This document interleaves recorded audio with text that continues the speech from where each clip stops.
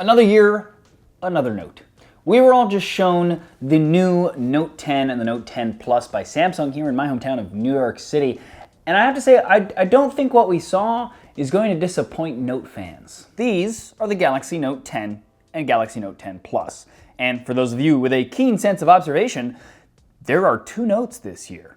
Really quick, in this video, I'm going to try to do a complete walkthrough on both devices. And then whenever I do get an actual review unit of either or both, I will do one of my real-world tests. Now you can head to the channel, and if you like what you see there, subscribe and ding the bell next to the word subscribe so that you get notified whenever that goes live. For those not familiar, a complete walkthrough on those channels where I try to go through every single feature on a new device that I possibly can so that you guys are better prepared should you be in the market to actually go buy one. Now with that said, there is a lot to go through. So let's get started with the hardware. First thing you'll notice about either is that darn sexy screen. Each has been pulled even further to the edges of the device, and both have a centered punch hole that I actually think looks pretty unique and cool, but maybe that's just me. The Galaxy Note 10 has a 6.3-inch 2280 by 1080 screen, while the Galaxy Note 10 Plus has a massive 6.8-inch 3040 by 1440 screen. Both are HDR10 Plus certified for better contrast, larger color gamut, etc., and both are AMOLED. In the punch hole, we have a 10-megapixel dual-pixel autofocus camera with an f2.2 aperture and an 80-degree field of view. Moving around the devices, we have nothing on the right side of the phones. We have a power button and volume rocker on the left, which means, thankfully, we no longer have a Bixby button. I do assume, however, that if you hold down or double tap on the power button, etc., you could probably bring Bixby back if you're sad that the button is gone. Now at the top, we have our SIM card tray that on the Note 10 Plus also accepts a micro SD, but on the Note 10 there is no micro SD card slot, just so you know. And at the bottom, we notice something else Samsung has removed that might make a lot of Note users upset. There's no headphone jack on either phone. We do, of course, though, have our new and improved S Pen that clicks into the bottom of the phone like normal. Removing it does still bring up your normal S Pen tricks with the ability to take notes on the lock screen if you pull it out when it's off. That then saved to Samsung Notes, using it to take a screenshot or open apps, etc. like we're used to. We do now, though, have a new feature that I think is kind of cool, but it will depend on how well it works in real life. And that's the ability to take any handwritten note and tap share to a Word doc to have it automatically turn into a text in a doc file to make it easier for organization later, searching, etc. Something else that has changed about the S Pen is that it now supports gestures that Samsung is calling air actions. The use case we were shown was the ability to have the camera open with the pen out and not only click the button to take a photo like we're used to now, but also rotate the pen clockwise in the air to zoom in, counterclockwise to zoom out, swipe up to switch to the selfie camera, and swipe left and right to move through the modes. Not sure how useful this will be, but I'm intrigued to test it out actually in that real-world test video that I mentioned is coming soon. Samsung also said that this will be opened up as an API to allow other app developers to incorporate the gestures into their own apps as well, which is cool, but remains to be seen if developers think it's worth the time to do so, of course. Moving around to the back, the devices will come in a few color options. We have Aura White, Black, and Glow, which is my favorite color right now, as it's sort of a color changing effect color that looks a lot more impressive in person than it does in photos. Now, those colors are both on the Note 10 and the Note 10 Plus,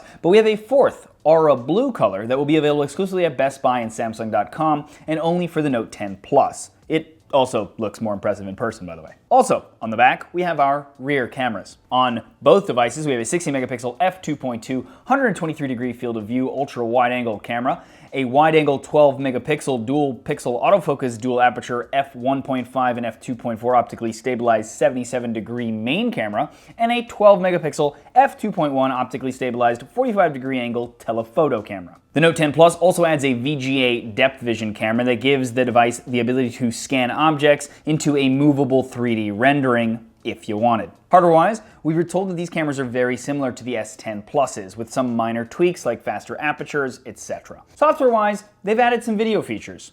First, we have the ability to do live focus video. Something we've already seen on other phones a bit ago already. It lets you create a fake blur behind a person like live focus photos, but in a video.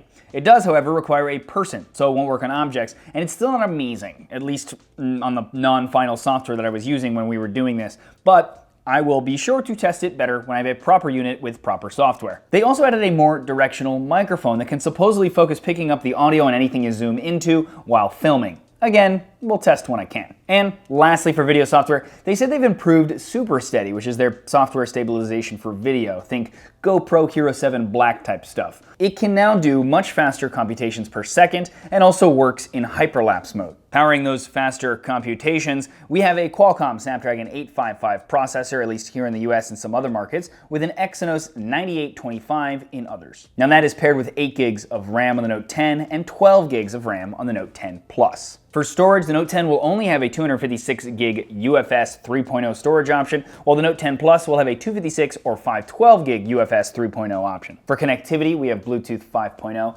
and Wi-Fi up to 802.11ax, aka Wi-Fi 6, and we have LTE on all models. There will be, exclusive to Verizon initially, a 5G model of the Note 10 Plus coming soon as well, called the Note 10 Plus 5G. For battery, the Note 10 has a 3500 mAh battery, while the Note 10 Plus has a 4300 mAh one. Both will support and include 25-watt fast chargers, apparently capable of getting the Note 10 Plus from 0 to 100 in about an hour, we were told. But the Note 10 Plus will also support up to 45-watt charging, which apparently again can get it to 70% in 30 minutes. Which is kind of nuts. But you'll have to buy that charger separately. In addition to the faster wired speeds, they both also have faster wireless charging as well. Instead of the 7.5 watt speeds that we're used to on the previous Note device, we have 12 watt available in both, and the Note 10 Plus can even do 15 watt. Now to put that into perspective, that is the speed at which the Note 9 charges while being plugged in. For software, besides some of the camera and S Pen things that I already mentioned, we're running on Android 9.0 with Samsung's One UI on top. Normally, I'm not a big fan of the UIs on top of devices, but I have to admit that One UI, alongside with maybe OnePlus's Oxygen OS, give me hope, and they stop me from immediately reaching for a third-party launcher. Now this is the variety of One UI that you're probably used to already, so I won't dive too deep into it here. Instead, there are a few things that they added that I thought were kind of interesting. First up, DeX. Okay, so we've had DeX before.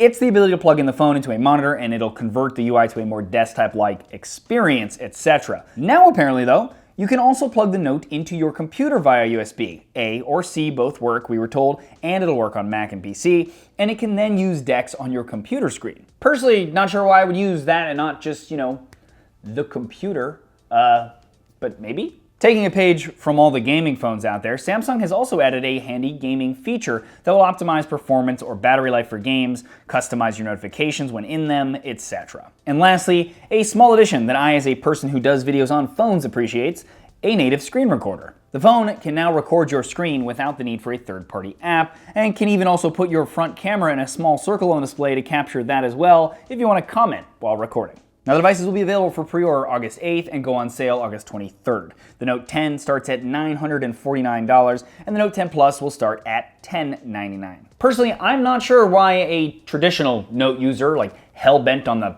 best specs, the largest screen, etc., etc., etc., would ever want a Note 10 instead of a Note 10 Plus. But I could maybe see how somebody who was maybe looking at an S10 Plus or an S10 and really wanted an S Pen might jump to the Note 10. Maybe. But what do you guys think?